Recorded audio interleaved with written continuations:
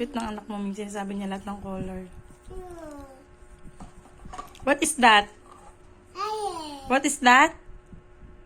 What is that? Tongue. Arte. Sino yan? Oh, ate. Nakita siya ng batang babae.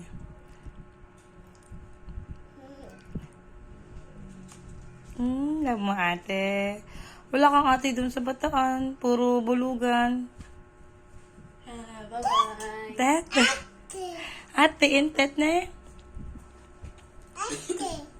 Ate.